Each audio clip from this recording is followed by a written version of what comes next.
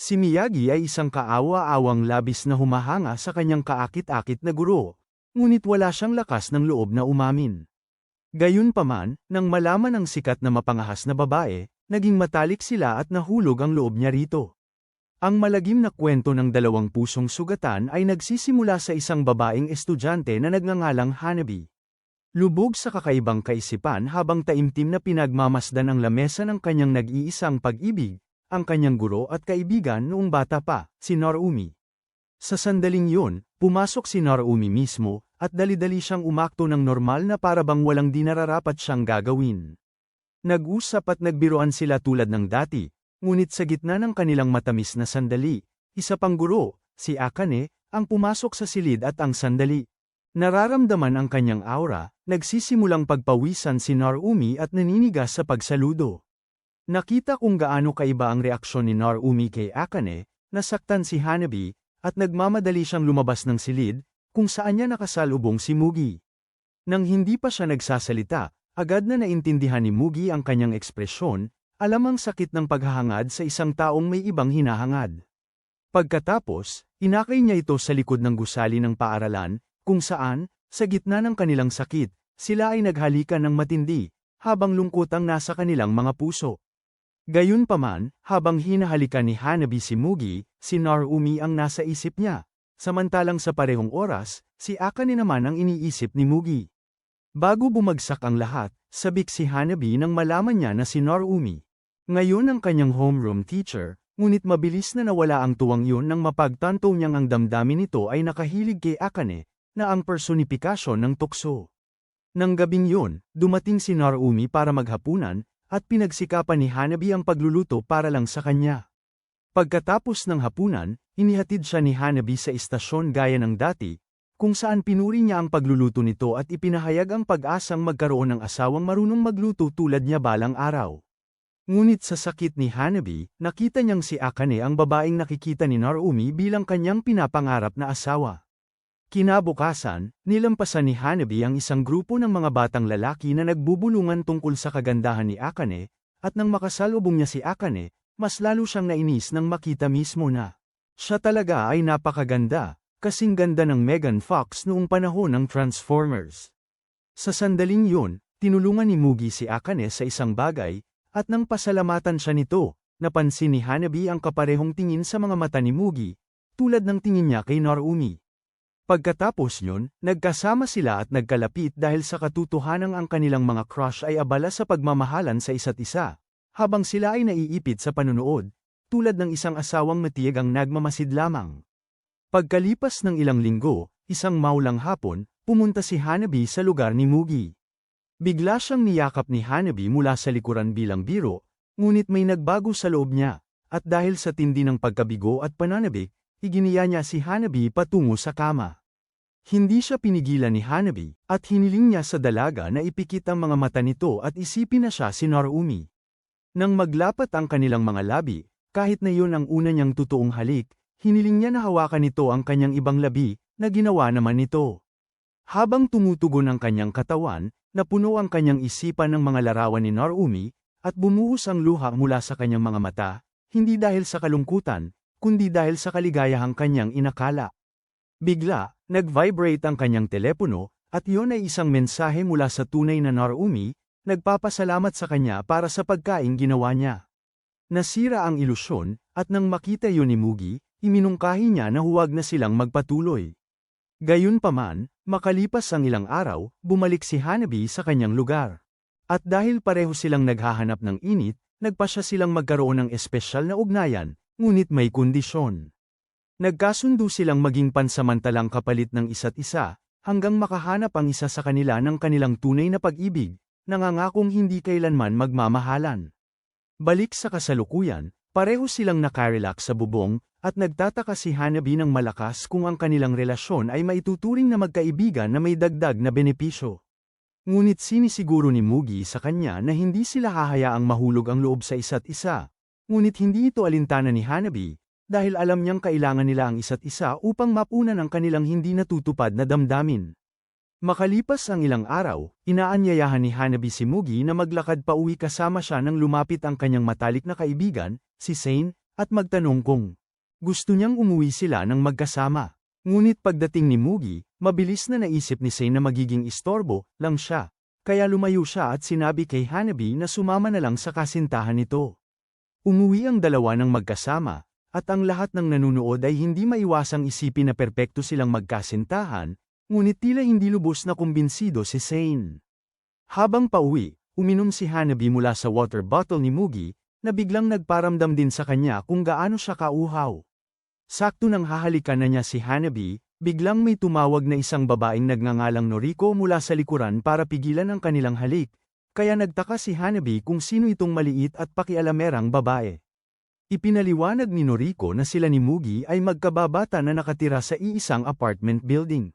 Noong mas bata sila, sinimula ni Noriko na makita si Mugi bilang kanyang prinsipe, kaya pinahaba niya ang kanyang buhok at sinubukang kumilos ng mas pambabae, umaasang mapapansin siya nito, na hindi naman nangyari.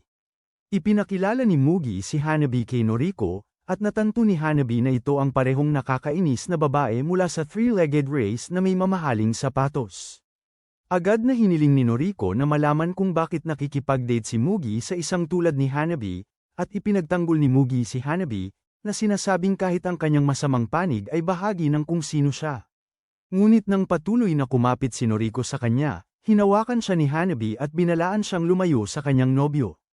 Nang maglaon, sinabi ni Mugi kay Hanabi na hindi niya kailangang maging ganoon kahigpit, kaya tinanong niya kung bakit hindi na lang siya tanggihan si Noriko ng maayos. Nakikita ni Mugi na kaakit-akit ang pagkainggit ni Noriko at lumapit siya para halikan nito, habang tinatanong naman ni Hanabi kung bakit siya gaanong ginugulo ni Noriko. Samantala, nasa tren si Noriko, sinusubukang pigilan ang sarili na isipin si Mugi, ngunit hindi niya magawa. Pagdating niya sa paaralan, nakita niya ito sa kantina, at iniabot ni Mugi ang tinapay na gusto niya nang hindi niya hinihingi, na nagpasaya sa kanya. Niyakap niya ito at sinabing mahal niya ito, na napagtantong siya lamang ang nagpapatuloy sa kanya. Maya-maya, sumama si Noriko kina Mugi at Hanabi, ngunit nang susubukan ni Hanabi na subuan si Mugi ng manok, inagaw ito ni Noriko. Nagbiruan sina Mugi at Hanabi na multo ang kumuha nito, na ikinainis ni Noriko, na humiling. Kinikilala nila ang kanyang presensya. Hinawakan siyang muli ni Hanabi at sinabihan siyang huwag na silang sundan na parang anino. Umaatras si Noriko at tinawag siyang mapanlinlang na babae na ginagamit lang si Mugi. Naririnig ito ni Sene, at habang nanunood siya, idineklara ni Noriko na hindi siya susuko bago tumakbo papalayo. Nang maglaon, nagkaroon ng pagkakataong makasama ni Hanabi si Narumi habang tinutulungan siyang magdala ng mga papel. Tinanong niya kung bakit siya ang pinili, at sinabi nitong dahil siya ang pinakamadaling taong mapagtanungan para sa kanya, na nagpamula sa kanya. Sa kanya napagtanto na patungo sila sa silid ng paghahanda ng wika, na ibig sabihin ay mag-isa lang sila.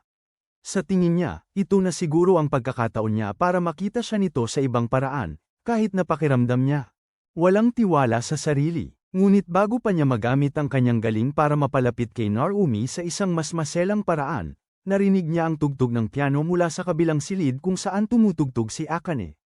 Agad na naakit si Narumi, pinupuri niya ito ng walang pag-aalinlangan habang pinanunood ni Hanabi na naiinis. Kalaunan, inilabas ni Hanabi ang kanyang damdamin habang nagkakaraoke kasama si Mugi. Tinanong niya kung naisip na ba niyang sumuko, dahil marami namang ibang gwapong lalaki sa paligid. Ngunit sa halip na sumagot, inabot niya ang mikropono kay Mugi upang sabay silang kumanta at ilabas ang kanilang damdamin. Sa gitna ng kanilang pag-awit, inamin ni Hanabi na hindi niya kayang pakawalan si Narumi at nagsimulang umiyak. Naiintindihan ito ni Mugi, ngunit inamin na, kahit masakit, hindi niya gustong sanay hindi niya nakilala si Akane. Ang pag-iisip kay Akane ay muling gumigising sa kanyang damdamin, at nilapit niya si Hanabi para halikan. Nagpapaalala ito sa kanya ng isang babae mula sa kanyang nakaraan na nagbigay sa kanya ng kanyang unang matalik na karanasan.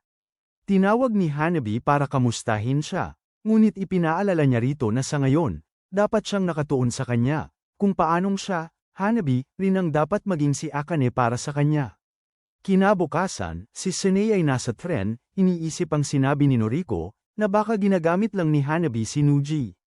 Ngunit nang maalala niya ang ekspresyon ni Hanabi, nagsimula siyang magtaka kung ang totoo ay baligtad.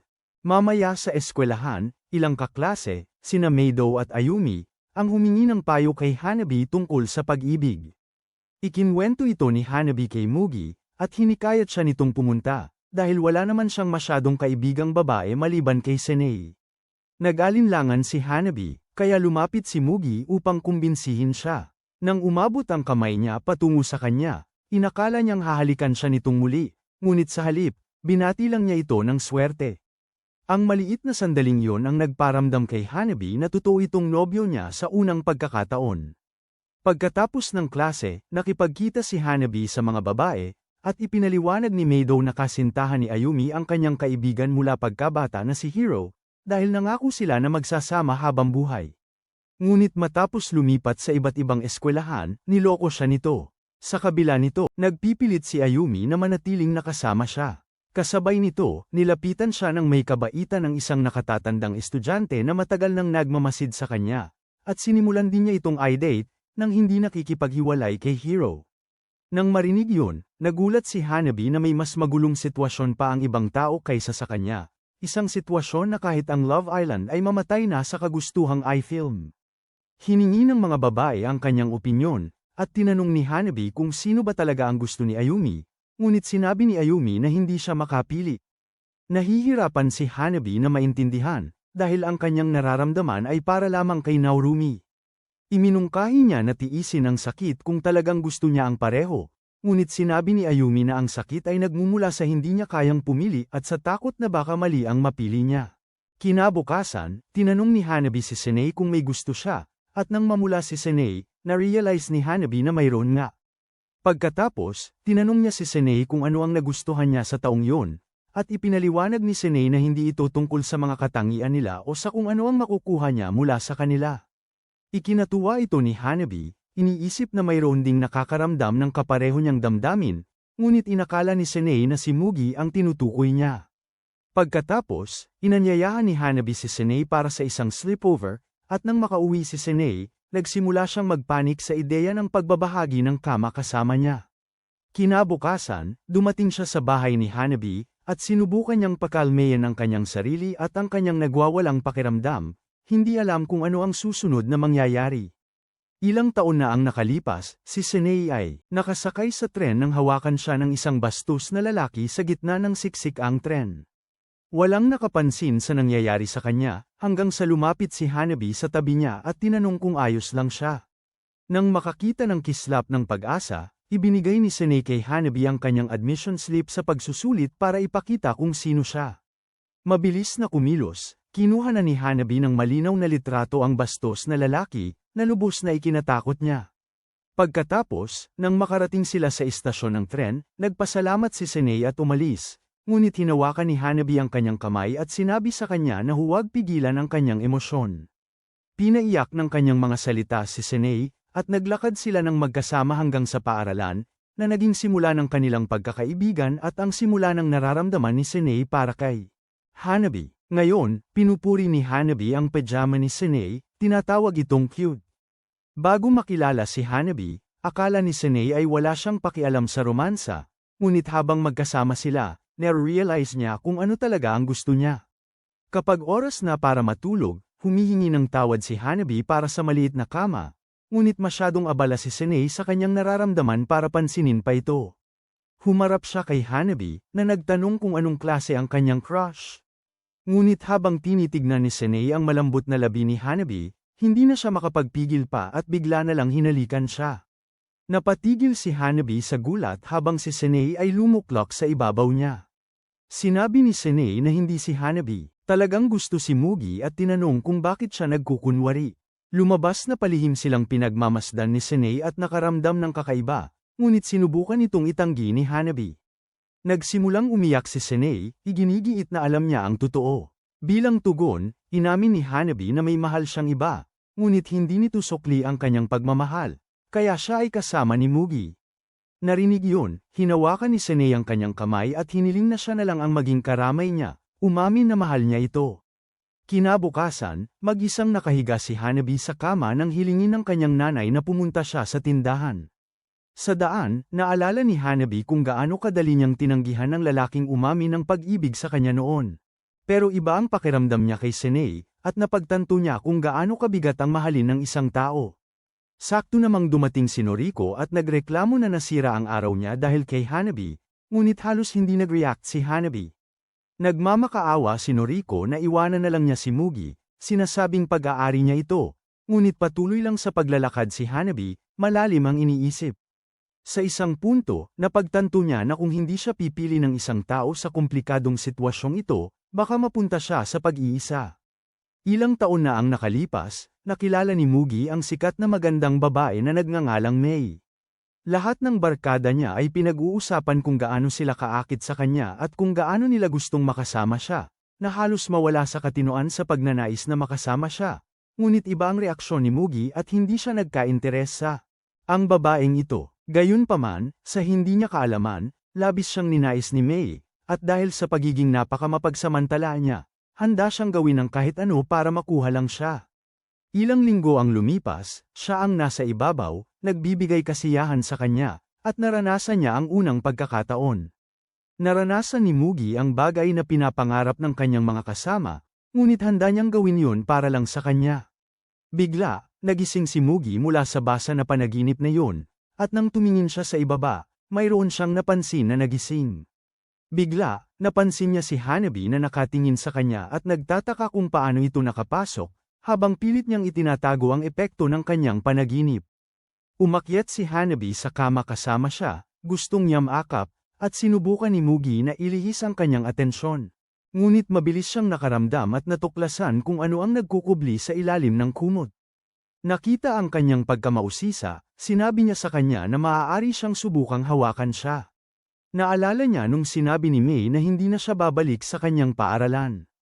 Nakaramdam siya ng lungkot, pero sinabi sa kanya na magpakatatag at tumuon sa ibang tao na gusto niya.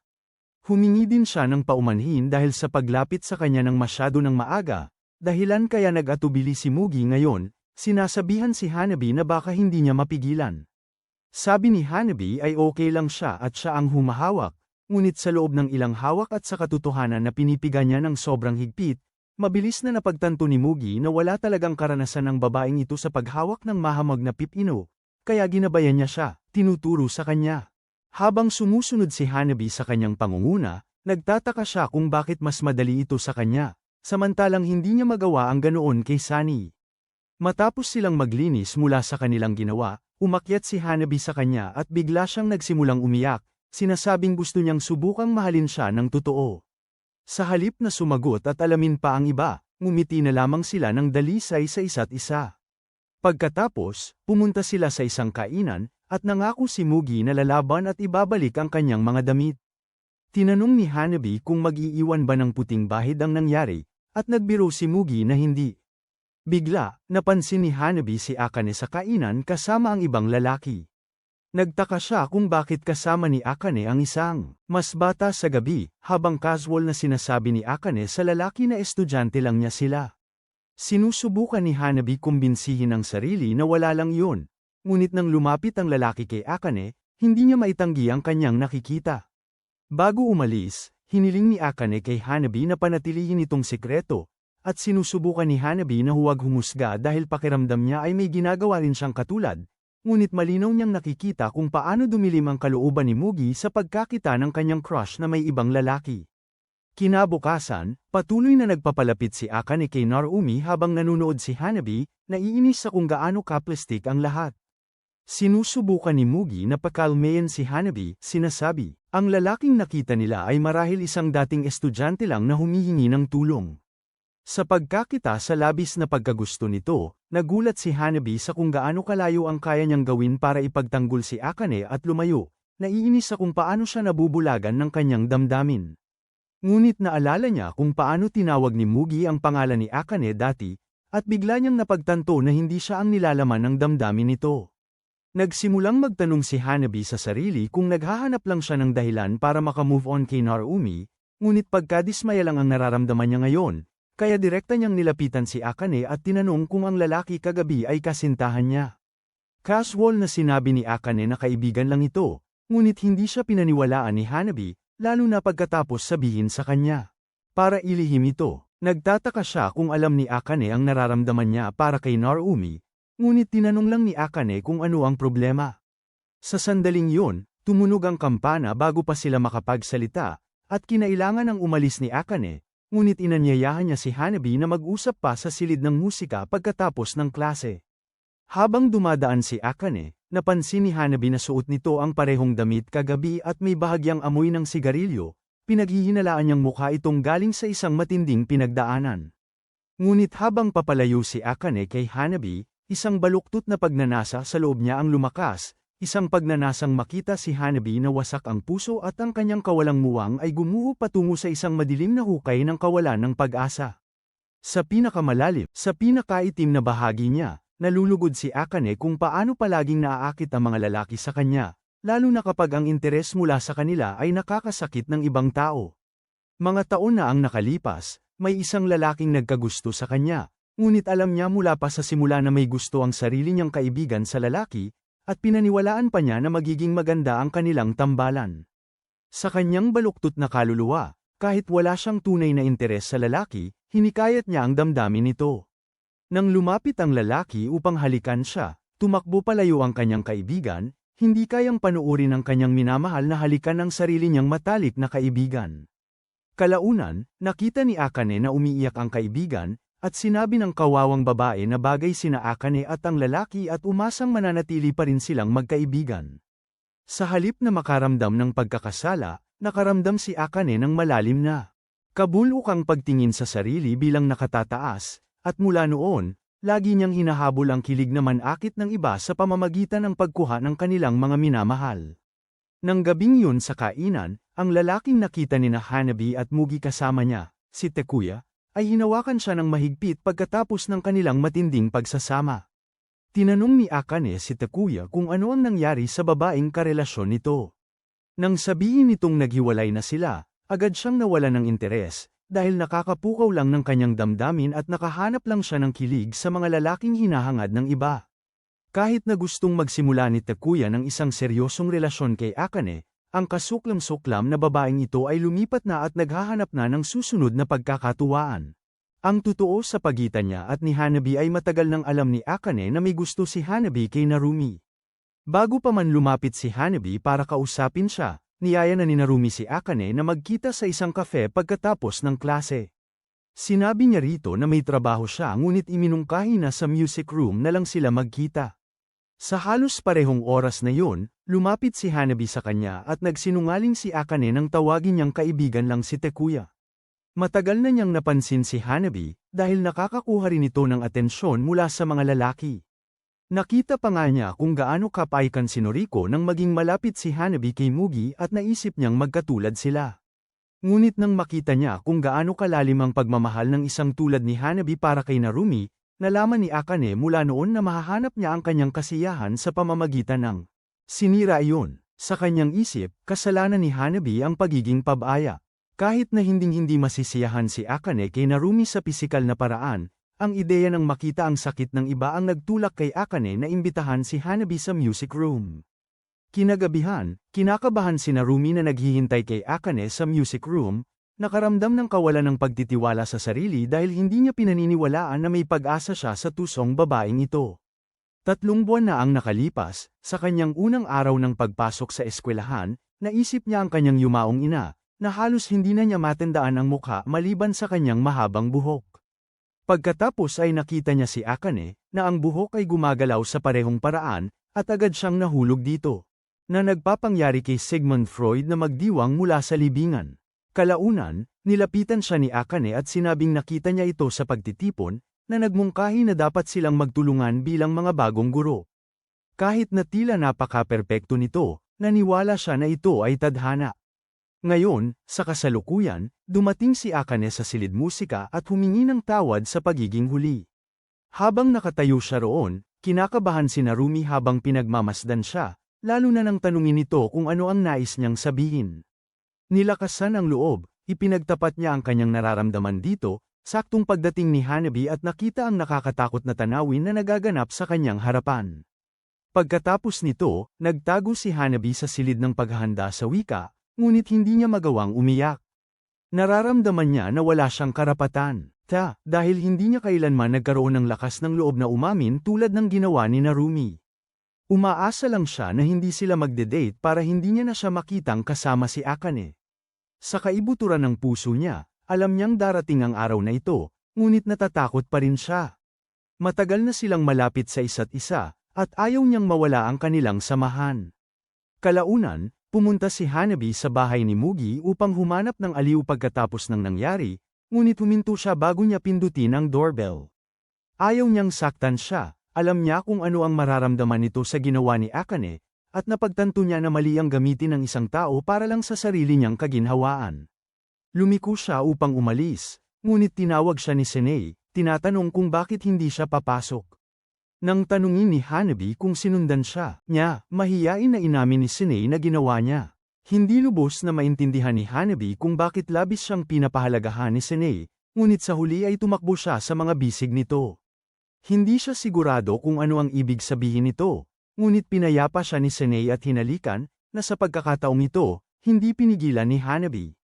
Pagkatapos nito, umuwi si Hanabi kasama si Senei, kung saan si Senei ay nasa sitwasyong matagal na niyang pinapangarap kasama si Hanabi. Nang tanungin ni Senei kung bakit siya mukhang kinakabahan, pinaalalahanan siya ni Hanabi na magkaibigan sila, ngunit muling hinalikan siya ni Senei. Nang ituro ni Senei na nakagawa na si Hanabi ng katulad na mga bagay kasama si Mugi, nagsimulang mamuwang luha sa mga mata ni Hanabi. Sinabi ni Senei sa kanya na huminto kung ayaw niya nito, ngunit sabi ni Hanabi ay hindi niya magagawa dahil mahalaga sa kanya si Senei. Naunawaan ni Senei na ang ibig sabihin ni Hanabi ay sa mabuting paraan, ngunit sinakian pa rin niya ito, ginamit ang sandali upang kumilos ayon sa sarili niyang nararamdaman. Nang gabing yon, lalo silang nagkalapit, at napaisip si Hanabi kung paano magiging reaksyon ni Narumi kung sakaling umamin siya dito. Sinubukan niyang panatilihin ang imahe nito sa kanyang isip, ngunit hindi na siya makapagkunwari pa. Nang tanungin ni Senei kung dapat ba siyang tumigil, umamin si Hanabi na masarap ang haplos nito. Sinabi ni Senei sa kanya na ito ay dahil sa pag-ibig, at iyon ang pakiramdam ng pag-ibig. Nang gabing yon, buong-buo si Hanabi na nagkaloob ng sarili kay Senei, at sabay silang nakatulog. Kalaunan, habang naglalakad si Hanabi pauwi sa ulan, naunawaan niyang hindi na maaaring bumalik sa kung ano sila dati. Sa kanyang nagdidilim na isip, nakikita ni Hanabi ang sarili niya sa ulan, at lumitaw ang nakababata niyang sarili sa harap niya. Itinuturo kung gaano kalupit si Hanabi sa paggamit ng pagmamahal ni Senei para sa kanya, para lang punan ang sarili niyang kawalan. Lubos itong nakasasakit kay Hanabi na makita, dahil alam niyang ito ang mapait na katotohanan, at ginawa niya ang eksaktong ginagawa palagi ni Akane sa iba. Ngunit sa halip na itakwil ang nakaririmarim at masamang bahaging ito ng sarili niya, buong puso itong tinatanggap ni Hanabi na hindi siya naiiba sa bruhang nanakit sa kanya. Nagpasya siyang iwasan ang pakiramdam ng pagkakasala, at ganap na maging ang masamang nilalang na ito na nananakit sa iba at sarili lang niya ang iniisip, dahil sa gayo'y mas magiging malakas siya at saktan si Akane. Ilang taon na ang nakalipas, nang mapagod ang ama ni Hanabi sa paraan ng kanyang asawa, at umalis upang humanap ng iba, lubos na naduraj ang puso ng ina ni Hanabi. Nang makita yon, nangako si Hanabi sa sarili na hinding-hindi na siya iiyak muli. Isang araw, tumakas siya mula sa bahay, pakiramdam ay lubos na nag-iisa, hanggang sa natagpuan siya ni Narumi, na nagdala ng liwanag at init pabalik sa kanyang madilim na mundo. Niyakap niya ito at umiyak sa bisig nito, ngunit ngayon, sa kasalukuyan, iniisip niya kung bakit siya nito binigyan ng ginhawa noon, upang kunin din lang ito mula sa kanyang puso kalaunan. Nagising si Hanabi pagkatapos ng gabing yon, puno ng magkahalong emosyon, at nang tumingin siya kay Senei sa tabi niya, saglit niyang nakita si Akane sa halip, na nakakatakot sa kanya. Kasabay nito, si Mugi ay nag-iisa, malalim ang iniisip. Alam na niya noon pa kung anong klase ng tao si Akane, at kahit pa sinubukan ni Hanabi na bigyan siya ng babala tungkol sa pagiging malandi ni Akane, hindi pa rin niya napigilan ang kanyang nararamdaman para rito. Una niyang nalaman ang katotohanan ilang taon na ang nakalipas, matapos niyang makasama si Mei, nang diretso nitong sabihin sa kanya kung gaano ka-disgusting talaga si Akane. Para patunayan ang matapang niyang pahayag, ipinakita pa ni Mei sa kanya si Akane na pumasok sa isang hotel kasama ang isang matandang lalaki, na halatang may hindi tamang relasyon kay Akane. Nang gabing yun, umuwi si Mugi na hindi makapaniwala, at nauwi sa pag-iyak hanggang sa siya ay makatulog. Kinabukasan, dumating si Akane upang turuan siya na para walang nangyari. Nang habarin niya ang kanyang coat, suot niya ang parehong damit na suot niya nang masaktan siya ng dinosoro. Kumain sila ng cake ng magkasama, at napansin ni Mugi kung paano siya kumilos ng mahinhin at malumanay, halos parang nagpapanggap lang siya. Sa isang pagkakataon, napansin niya ang ilang cream sa mukha ni Mugi at pinunasan ito, inialok pa niyang dilaan ito. Nakaramdam ng pagkailang si Mugi, dahil alam niya kung anong ibang uri ng cream ang nalagay sa balat nito, ngunit sa kabila nito, hindi pa rin niya ito kayang pigilan tuwing sinasadya nitong tuksuhin siya. Nang maglaon, kinausap niya ito kay Mei, na binaliwala ito at pinagtawanan ang kanyang tipo sa mga babae. Sa paglingon niya ngayon, napagtanto ni Mugi na marahil nagseselo si Mei. Kapag naiisip niya kung paano Hanabi ay magre-react kung alam niya ang lahat, iniisip niya na lubos itong pandidirian, parang umamin siya sa isang bagay na lubos na kasuklam-suklam. Iniisip ito, biglang nagpa siya si Mugi na tawagan si Mei matapos ang mga taon ng walang komunikasyon. Nang magkita sila, hindi nag-aksaya ng oras si Mei at iminungkahi ang dumiretso sa isang hotel para makapagmainit na yoga sila. Bagaman sumama si Mugi, pakiramdam niya ay patay at walang laman sa loob. Matapos ang ilang rounds ng cardio at hip flexor exercise, sinabi sa kanya ni Mei na tabla na sila at umalis ng walang imik, iniiwan siyang mag-isa muli. Kinabukasan sa eskwelahan, nakilala ni Mugi si Hanabi sa rooftop, kung saan sila nagtatambay na parang tunay na magkasintahan, pinag-uusapan ang nalalapit na bakasyon sa tag-init.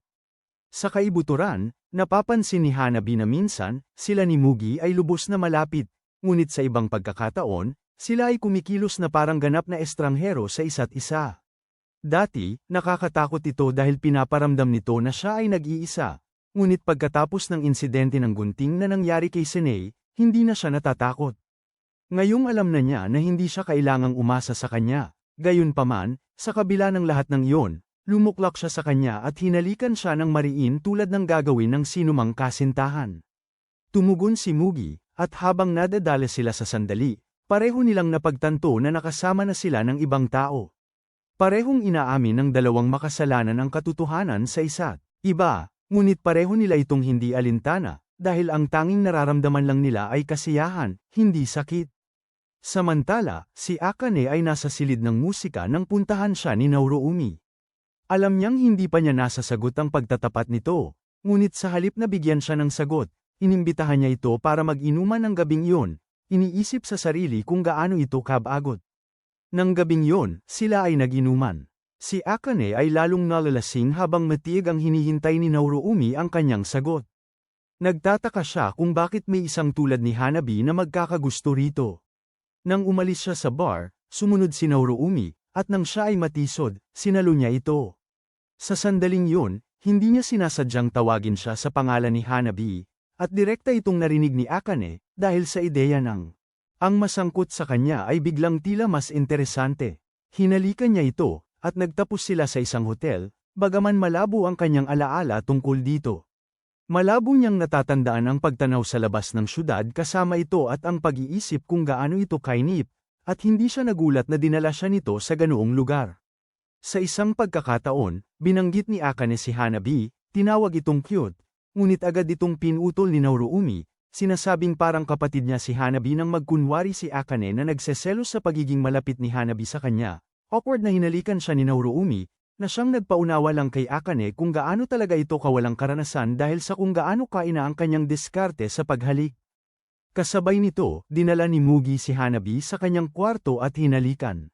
Siya malapit sa pinto, nang ipakita ni Hanabi ang mas mahiyain at mahina niyang bahagi, naaakit si Mugi dito. Sa kaibuturan, nakaramdam siya ng matinding pagnanais na angkinin ang lambot na yun, habang si Hanabi naman ay nagpupumilit na makasama siya. Lumipat sila sa kama, at nang mapansin ni Mugi ang markang iniwan ni Senei kay Hanabi, hinalikan niya ito, sinusubukang palitan iyon ng sarili niya. Habang nagsasama sila, biglang nakaramdam ng sakit si Hanabi at pinigilan siya, binato siya ng unan.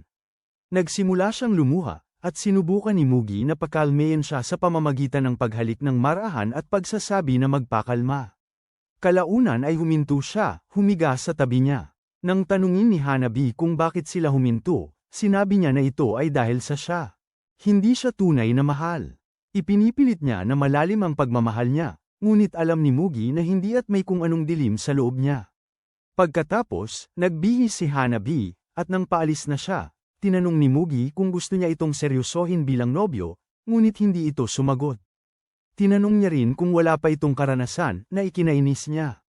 Kalaunan sa kanyang silid, humiga si Hanabi na pakiramdam ay walang laman at nag-iisa, umaasang may magpupuno sa kalungkutang yun. Kinabukasan, habang nilalampasan ni Hanabi si Akane, casual na sinabi ng mapanlinlang na ahas na nakasama niya si Narumi sa isang hotel buong magdamag at umaga. Ang mga salita ay tumama ng matindi kay Hanabi, na lubos na nagwasak sa kanya. Habang inaalala ni Akane kung paano siya, dahilan para mapatili si Narumi sa tuwa, napagtanto ni Hanabi na madali lang magawa ni Akane ang mga bagay na hindi niya kayang gawin. Pakiramdam niya ay kinukuha ni Akane ang lahat sa kanya, kahit ang mga bagay na hindi niya naman talaga gusto. Nang maglaon sa klase, napaisip si Hanabi kung talagang masarap sa pakiramdam ang paglalaro sa damdamin ng ibang tao. Ang kaisipang yun ay nagbigay sa kanya ng ideya na akitin ang mga taong naaakit kay Akane at gawin silang kanya sa halip. Sinubukan siyang pigilan ng kanyang konsensya, nagbabala na may masasaktan. Ngunit inamin ni Hanabi na wala siyang pakialam basta't matalo niya si Akane sa sarili nitong laro. Alam niyang hindi ito talaga makakapagbigay sa kanya ng kaganapan, ngunit binaliwala niya ang tinig na yun at nauwi sa pag-iyak ng mag-isa sa silid-aralan. Nang maglaon, sinabi ni Hanabi kay Mugi na dapat silang magsimulang mag-date ng maayos dahil magkasundo naman sila. Sumang-ayon si Mugi at hinalikan siya. Ngunit pagkatapos ng klase, sinabi ni Hanabi kay Mugi na hindi niya ito masasamahan pa uwi dahil may iba pa siyang gagawin. Sa halip, nakipagkita siya kay Senei sa isang bakanteng parke at sinabi dito ang tungkol sa kanyang desisyon. Sabi niya, si Senei ang tanging tao na ayaw na niyang saktan pa. Ngunit hindi naman ito itinuring na malaking bagay ni Senei at sinabihan si Hanabi na ipagpatuloy ang paggamit sa kanya kung gusto niya dahil ganoon din naman ang ginagawa niya. Lumapit si Senei para halikan siya, ngunit sa pagkakataong ito, itinulak siya palayo ni Hanabi at sinabing hindi na sila dapat magkita ng mag-isa. Sumang-ayon si Senei, at tumakbo palayo si Hanabi na lumuluha, hindi niya kayang harapin ito. Gayunpaman, hindi naman nagalit si Senei at sa halip ay nakaramdam siya ng kakaibang nasa sabik, sinasabi sa sarili na hindi niya basta-basta pakakawalan si Hanabi kinabukasan sa eskwelahan, pakiramdam ni Hanabi ay pagod na pagod dahil halos hindi natulog. Nagmungkahi ang isang kaklase na pumunta sila sa silid-aklatan, at pumayag siya, ngunit napansin sila ni Senei habang papunta. Kalaunan, habang tahimik na nagbabasa si Hanabi, dumating si Senei at humiling na sumama sa kanila. Nagtaka si Hanabi kung bakit, ngunit nang makita ang ngiti nito, ipinapalagay niyang sinusubukan lang ni Senei na kumilos ng normal. Bigla, naramdaman ni Hanabi ang kamay ni Senei na humipo sa hindi nararapat na bahagi ng kanyang katawan. Ibinulong ni Senei na manahimik siya at pinanatili ang kanyang kamay doon, sinamantala ang katotohanan na hindi sila lubusang nag-iisa. Sinasabi ni Hanabi sa sarili na nararapat lang sa kanya yun, iniisip kung paano niya ginamit. Senei dati, kalaunan, napunta sila sa klinika ng nurse, at sinabi ni Hanabi na hindi man lang siya binigyan ni Senei ng pagkakataong banggitin na may lagnat siya. Nag-sorry si Senei sa isang halik, ngunit iginiit ni Hanabi na kailangan nilang tumigil. Binaliwala ito ni Senei, sinabing wala namang nakakaalam tungkol sa kanila. Tapos tinanong niya kung bumalik lang si Hanabi kay Mugi para makuha ang atensyon ng crush niya. Tinukoy niya na si Hanabi ay sapat ng kaakit-akit para mahulog ang sinumang lalaki sa kanya, ngunit sa kaibuturan, nagagalak si Senei na makita si Hanabi na nahihirapan, halos para bang gusto niyang mas lalong mahulog ito sa pagkalugmok. Pinayuhan niya si Hanabi na magkunwaring magbubukas sa mga lalaki habang itinatago ang tunay niyang nararamdaman, sinasabing mas mabuti kung siya lamang ang tunay na nakakakilala sa kanyang sarili. Nang marinig ito, agad na naisip ni Hanabi si Akane, ngunit kasabay nito, may nahihimigan siyang lungkot sa likod ng mga salita ni Senei, dahilan upang magtaka siya kung ang lahat, kasama si Akane, ay nalulungkot lamang sa kani-kanilang paraan. Kinabukasan, pinapante siya ng nanay ni Hanabi sa mall upang bumili ng ilang kagamitan. Pauwi na siya nang makasalubong niya si Takuya. Mabilis nitong ipinapalagay na isa siya sa mga estudyante ni Akane at sinisimulang kumbinsihin siyang makipagpalipas ng oras kasama siya. Ngunit naiinis si Hanabi at handa nang umalis. Gayunpaman, nang matanto niyang isa siya sa karaniwang call-ayaw ni Akane, nagbago ang isip niya at nagpasyang manatili, sa pag-aakalang siya na lang ang pwede niyang paibigin. Naaalala ang payo ni Sene mula noon, si Hanabi. Nagpapakita siya ng ibang pagkatao at nagiging mas madaling lapitan para maakit si Takuya. Nang tanungin niya tungkol kay Mugi, binabalewala niya ito, sinasabing walang namamagitan sa kanila at pumayag pang ibigay ang kanyang numero para makapagkita ulit sila. Nang hapon na yun, naghihintay si Hanabi sa kanya sa tagpuan, hindi pinapansin ang mga mensahe mula kay Mugi. Nang dumating si Takuya, nakita niyang kakaiba na nakasuot pa rin siya ng uniforme ng eskwelahan. Inilabas niya ito upang maglibang at maglaro, ngunit sa isang punto, nagsimulang makaramdam ng hindi komportable si Hanabi, dahil alam niyang baka may tangkain itong gawin. Upang mailipat ang sitwasyon, tinanong niya tungkol sa relasyon nito kay Akane. Lantaran nitong inamin ni Takuya na alam niya kung anong klase ng tao si Akane, ngunit hindi niya ito alintana. Basta matikman niya ang kanyang mga hotcake. Pagkatapos, hinihiling niya kay Hanabi na makasama siya, na kinaiinisan naman ni Hanabi, dahil pakiramdam niya ay tinatrato siya nito sa paraang pagtrato ni Akane sa iba. Gayunpaman, nagpapanggap si Hanabi na pumapayag at sinasabi sa kanya na wala pa siyang karanasan, para makita siya nito bilang isang inosente at espesyal na tao. Habang naghahalikan sila, nadala si Takuya at nagmumungkahi na pumunta sila sa mas pribadong lugar. Nang makita ang kanyang pag-aatubili, tinitiyak niya sa kanya na magiging malumanay siya.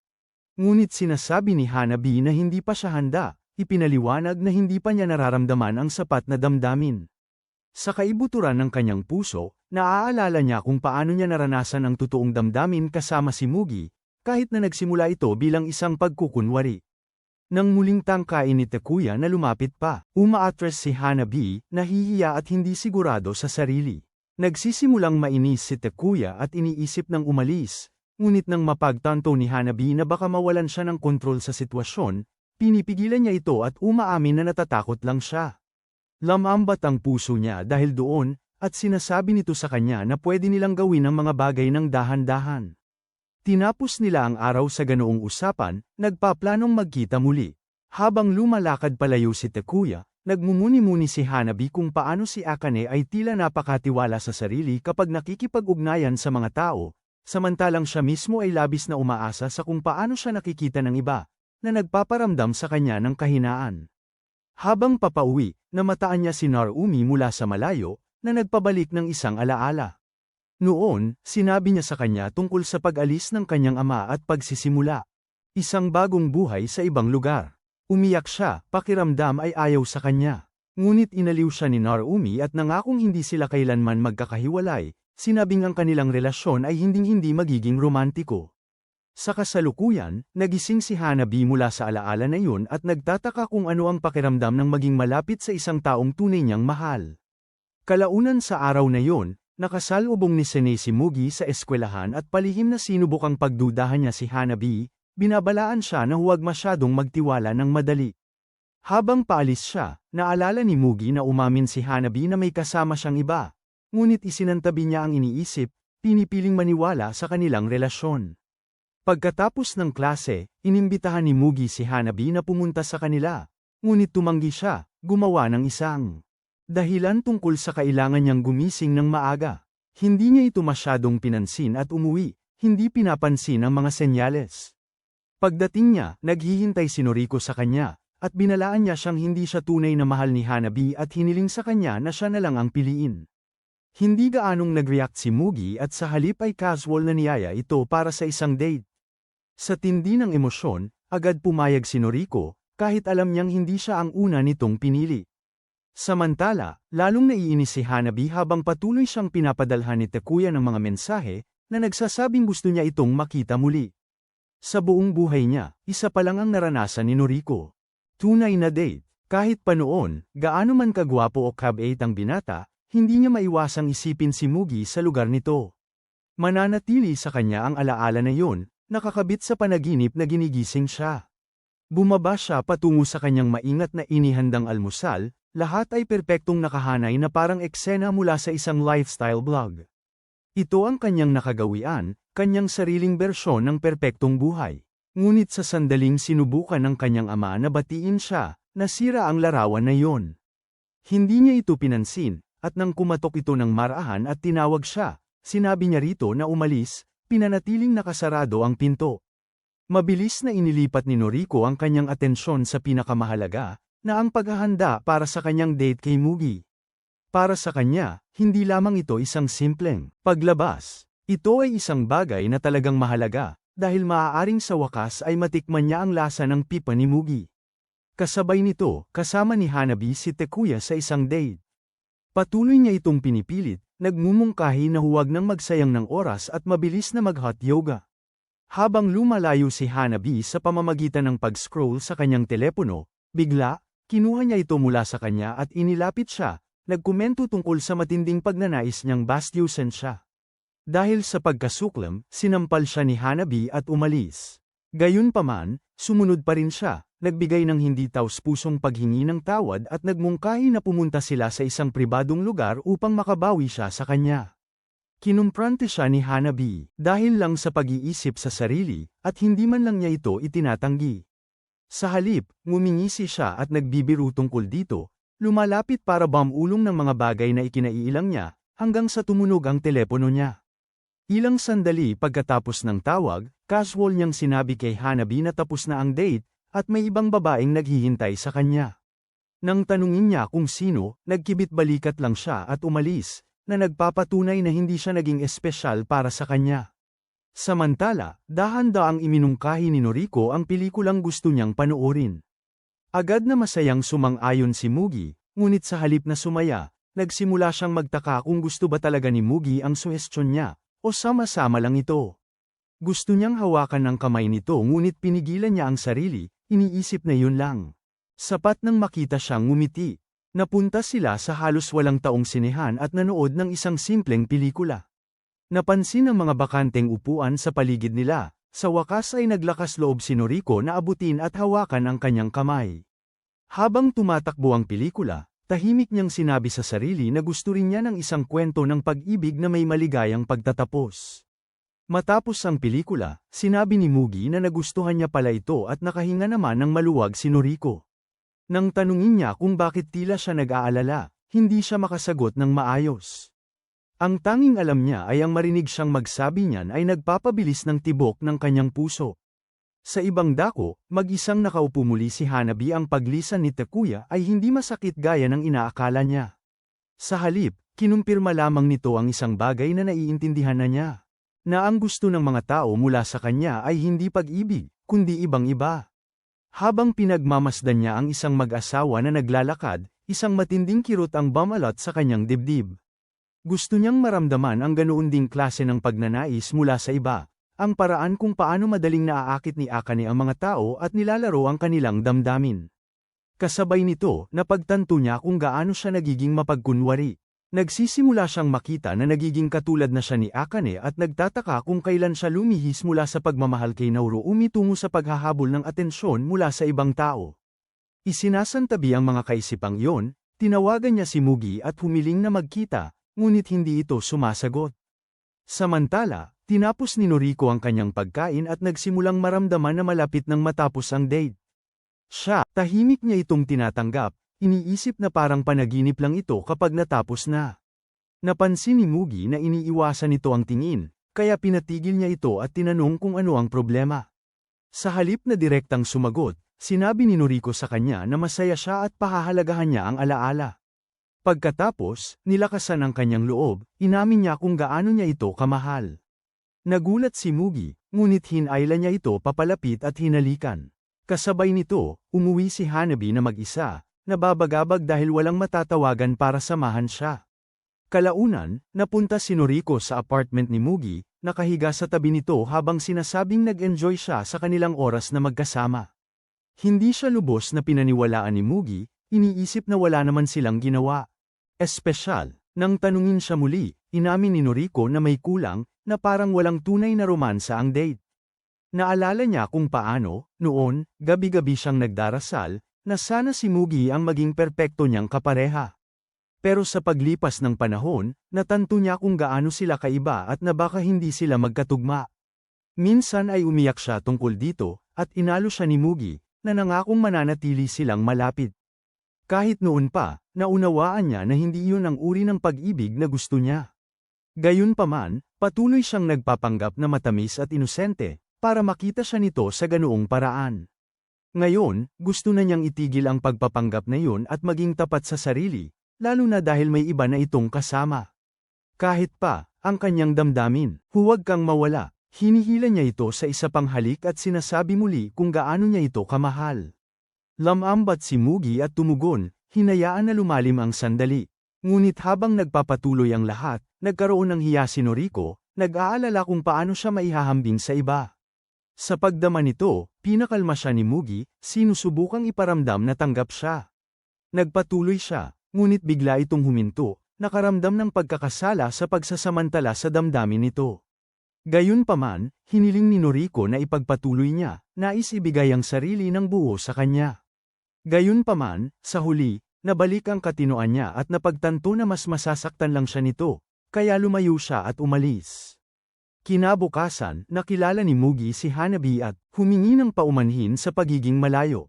Iwinaksilang ito ni Hanabi, nagkukunwaring ayos lang, pagkatapos ay iminungkahi na bago matapos ang bakasyon sa tag-init, pareho nilang aminin ang kanilang damdamin sa mga taong tunay nilang gusto. Nagulat si Mugi sa ideya, ngunit tinanggap niya ito. Iniisip na wala na siyang talagang mawawala. Pagkatapos nito, magkasamang umupo sina Mugi at Hanabi at ginawa ang kanilang takdang aralin, bagaman nagreklamo si Hanabi kung gaano ito kainis. Bigla, sinabi ni Mugi na kapag natapos na nila ang lahat, plano niyang magtapat kay Akane. Pagkarinig niyan, nagpasya si Hanabi na magtatapat din siya kay Norumi. Samantala, sa isang lugar sa syudad, isang matangkad na lalaki na may mahabang buhok ang naghihintay ng may lumapit na babae sa kanya. At tinatanong kung gusto niyang maging isang hair model. Sa sandaling nalaman niyang kailangan putulan ang kanyang buhok, mabilis niya itong tinanggihan. Sa mga sandaling yon, dumating si Senei para sunduin siya at tinawag ang kanyang pangalan, Atsuya. Habang naglalakad sila palayo, hindi maiwasan ng babae na isipin na perpekto silang magkasama. Di nagtagal, nakarating sila sa kanilang summer course at umupo na, at sinabi ni Senei sa kanya na hindi na niya kailangan pang pumunta sa ibang bayan para lang dito, ngunit sinabi ni Atsuya na dumating siya dahil nandoon siya. Habang tinitingnan ni Atsuya si Senei, hindi niya maiwasang mapansin kung gaano ito kaganda. Ang unang beses na nakita niya ito sa ganoong paraan ay nang magkita silang muli sa burol ng isang kamag-anak. Noon, nagulat si Senei, kung gaano na siya kalaki, habang mahiyain namang sinabi ni Atsuya na nagbago rin siya. Dahil sa bugso ng damdamin, niyakap niya ito at biglang nasabi na dapat silang magkasama, ngunit nasampal lang siya agad dahil sa pagiging hindi nararapat.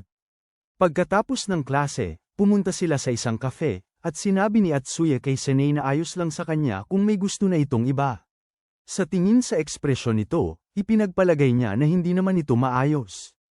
Pagkatapos ay inamin ni Senei na ang taong gusto niya ay isang babae, ibig sabihin ay hindi niya kailanman masasagot ang nararamdaman nito. Tinatanong ni Atsuya kung ang problema ba ay dahil babae ang kanyang crush, ngunit nang makita niya kung gaano ito kaseryoso, sinabi niya rito na masaya siyang nakahanap ito ng taong tunay na pinapahalagahan niya. Sinabi ni Senei na baka ayaw lang niya, mga kaibigan, pero ipinunto ni Atsuya na hindi siya galit dito, na nangangahulugang hindi ito tungkol sa kasarian, kundi sa mismong tao.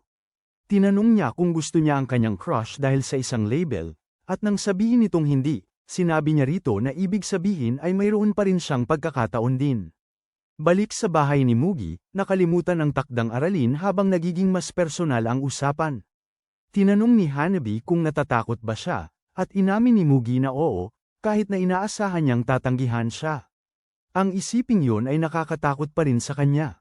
Sinabi ni Hanabi sa kanya na isipin niyang siya si Akane, pero napagtanto niya na yon ang dating buong kaayusan nila. Ang isiping yon ang nagpahinto sa kanilang dalawa, at naramdaman ni Hanabi na iisa ang kanilang nararamdaman. Pagkatapos ay inamin ni Mugi na hindi niya ito makita, na si Akane pa. Hindi alam ni Hanabi ang isasagot, at pinaalalahanan siya ni Mugi na napagpasyahan na nilang umamin, kaya ang tanging magagawa na lang nila ay hintayin ang mangyayari. Nang maglaon, habang inihahatid ni Mugi si Hanabi pauwi, napagtanto niya na hindi na niya ito inihahambing kay Naorumi. Habang paakyat siya sa hagdan, nagliwanag ang kalangitan sa mga paputok, na nagpapaalala sa kanya na malapit nang matapos ang bakasyon ng tag-init. Nakita rin sila ni Senei, at naisip niyang makita muli si Hanabi. Kasabay nito, nakaupo si Noriko sa kanyang kwarto, inaayos ang kanyang buhok. Ngunit nang alalahanin niya ang mga panahong kasama niya si Mugi, binitawan niya ang imaheng pilit niyang pinanghahawakan.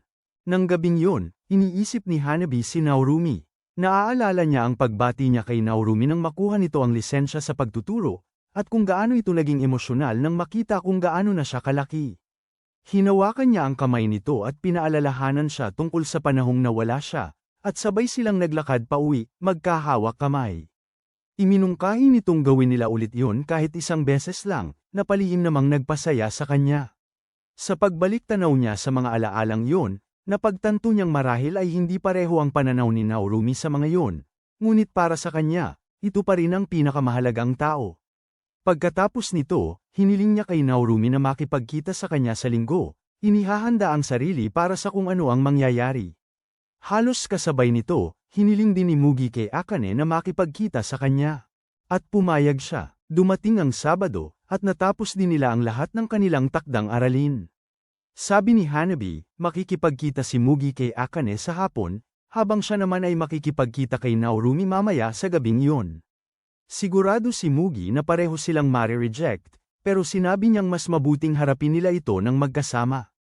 Imunungkahi niyang magkita sila sa palaruan kinabukasan ng gabi ng 10:00 ng gabi. Nang hatakin niya ito palapit at nangakong magkikita sila noon, naramdaman ni Hanabi ang pag-init ng kanyang mukha, nalilito sa pakiramdam. Pagkaalis niya, napagtanto niyang ang pagiging kasama nito ay nagpakalma sa kanya, at hindi niya maintindihan kung bakit. Kinabukasan, nakipagkita si Mugi kay Akane at pinasalamatan ito sa pagdating. Kahit na umaasa siya sa pagtanggi, iniisip niya kung paano nito napapanatili ang karaniwan nitong ugali. Bago pa siya makapagtapat, iminungkahi niyang pumunta sa isang kafe. Sumunod si Mugi, ngunit nawala ng pokus nang simulan niya itong purihin. Habang lumalandi ito, napagtanto niya na kung nakasama na niya ang iba, baka may pag-asa rin siya. Sa wakas, nagtapat siya, sinabi ni Akane na alam na niya, at inaangkin pa nga na gusto niya ito. Binanggit ni Mugi na madalas itong magsinungaling, ngunit nagsimulang masira ang kanyang pagpupursige nang sabihin nitong tunay siyang nagmamalasakit dito. Sa sandaling yun, nakalimutan niya ang lahat ng iba pa at sumunod sa kanya sa isang hotel. Doon, inamin niyang alam niya kung anong uri ng tao ito, isang taong hindi umiibig ngunit gustong mahalin. Ngumiti lang si Akane at nagtanong kung bakit nga ba siya nagpunta. Sabi ni Mugi, kahinaan niya yun, pero sa kaibuturan ng puso niya, umaasa pa rin siyang mababago niya ito. Samantala, naghihintay si Hanabi sa parke hanggang sa dumating si Naorumi. Pagkaraan ng sandali, umamin siya na matagal na niya itong gusto. Tinanong ni Naorumi kung kailan nagsimula, at habang umiiyak, sinabi niya rito na ganoon na ito palagi. Mahinahon niya itong niyakap at ipinaliwanag na hindi ito magiging posible. Habang umiiyak siya, naiiyak din siya, nakikita niya ito bilang isang mahalaga sa kanya, ngunit tulad lang ng pamilya. Habang hawak niya ito, nakaramdam si Hanabi ng kakaibang ginhawa. Napagtanto kung gaano siya kahalaga sa kanya, kahit hindi ito ang paraan na kanyang inasahan. At ang kanyang isang panig na pag-ibig ay tuluyan ng natapos. Pagkatapos, sinubukan niyang pasiglahin ang kanyang sarili, iniisip na makakapagpatuloy siya kay Mugi. Ngunit sa parehong sandali, si Mugi ay nasa gitna ng pagtupad ng kanyang pinakamalalim na pagnanasa. Kinaumagahan, nagising si Hanabi na masama ang pakiramdam. Hindi dumating si Mugi para makipagkita sa kanya, at hindi niya maiwasang magtaka kung mas naging maayos ang pagtatapat ni Mugi kaysa sa kanya. Habang siya ay nalulunod sa pag-iisip, nakatanggap siya ng mensahe mula kay Sane. Iniimbitahan siyang manatili sa villa ng pamilya nito. Nang walang gaanong pag-iisip, pumayag si Hanabi, kahit batid niyang may ibang layunin ang pagpupulong. Maya-maya, dumating siya sa istasyon ng tren, di naramdamang sariwang hangin at kakaibang kapaligiran. Biglang dumating si Sane, hinawakan ang kamay ni Hanabi at mapaglarong biniro siya, sinasabing wala namang nakakakilala sa kanila rito. Sumakay ang dalawa sa kotse at nagtungo sa villa. Bagaman nalulungkot pa rin si Hanabi dahil sa pagkabigo, natuwa siyang makalayo, umaasang ang pagbabago ng tanawin ay makakatulong sa kanya para makalimutan ang lahat. Pagdating nila, lumapit si Shane at bumulong na sila lang dalawa, halatang sabik na magkaroon ng buong lugar para sa kanilang dalawa, lalo na't maaari na silang magkaroon ng sarili nilang oras at kalayaan na gawin ang anumang naisin nila hanggang umaga. Ngunit pagkabukas pa lang nila ng pinto, pareho silang nagulat nang makita si Atsuya roon. Naghihintay sa kanila, at agad na nag-iba ang kanilang kalooban. Maya-maya, habang naghahapunan, naging matindi at mailap ang kapaligiran dahil sa hindi inaasahang pagdating niya. Habang naliligo at nagpapahinga si Hanabi, naiwan sina Shane at Atsuya para maglinis. Habang sila'y abala, lumapit si Atsuya kay Shane, humilig para halikan siya, ngunit hinaranggan siya ni Shane gamit ang espongha. Sa kabila nito, nagawa pa rin niyang halikan siya, at agad siyang tumugon sa pamamagitan ng pagpigil sa kanya ng madiin at pagsaboy ng tubig sa kanya. Pagkatapos nyon, pinaupo niya ito at mariing tinanong kung paano niya nalaman na naroroon sila kasama si Hanabi. Inamin ni Atsuya na nagtanong-tanong siya para malaman. Iyon, lalo lang nitong nagalit si Shane, at inakusahan niya ito na sinira ang kanyang pagkakataon na makasama si Hanabi, lalo na ngayong nasasaktan na si Hanabi. Ngunit hindi nagpigil si Atsuya. Sinabi niya rito ang totoo kung paano niya dinala si Hanabi rito para lumikha ng huling espesyal na alaala, dahil sa kaibuturan, alam niyang hindi pareho ang nararamdaman ni Hanabi. Nang marinig yun, padabog na umalis si Shane at napunta sa silid ni Hanabi, pilit na pinipigilan ang sarili. Sa huli, sumuko siya at hinayla si Hanabi papalapit, sinabihan itong manahimik upang walang marinig si Atsuya mula sa katabing silid. Pagkaraan ng ilang oras, bumangon si Hanabi mula sa kama at napansin isang tiket ng tren sa loob ng diary ni Shane. Nang tingnan niya ito, napagtanto niyang ito ay mula sa araw ng kanilang unang pagkikita. Sa tabi nito, itinago rin ni Shane ang balat ng candy na ibinigay sa kanya ni Hanabi noon. Habang binubuklat ni Hanabi ang mga pahina, nagising si Shane at nakita siya. Nalagyan ng luha ang kanyang mga mata, dahil ang alaalang yun ay napakahalaga sa kanya. Kalaunan, lumabas si Hanabi para maglakad at nakasalubong si Atsuya, na nagtanong kung pwede siyang sumama. Dinala niya ito sa kalapit na lawa, at kahit hindi sila malapit, bigla siyang nagtanong kung sino ang gusto nito. Nabigla siya sa tanong, ngunit nang pilitin siya nito, inamin niyang hindi pa nga siya. Hindi na alam. Nang marinig yun, sinabi ni Atsuya sa kanya na kailangan niyang gumawa ng malinaw na pagpili tungkol sa kanyang nararamdaman para kay Shane, dahil hindi siya karapat-dapat tratuhin na parang reserba. Sa kaibuturan ng kanyang damdamin, alam ni Hanabi na tama siya. Naiintindihan niya na kailangan niyang magpas siya bago matapos ang biyaheng ito, ngunit hindi pa rin siya handang pakawalan si Shane.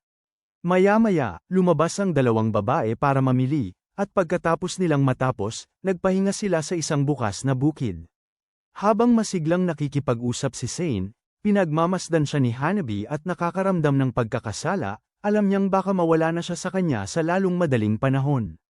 Nang gabing yun, umuwi sila at nalaman na sinipon si Atsuya. Habang naghahanda siyang magpahinga, tiningnan niya si Hanabi, na nagpapaalala sa kanya kung ano ang kailangan niyang gawin.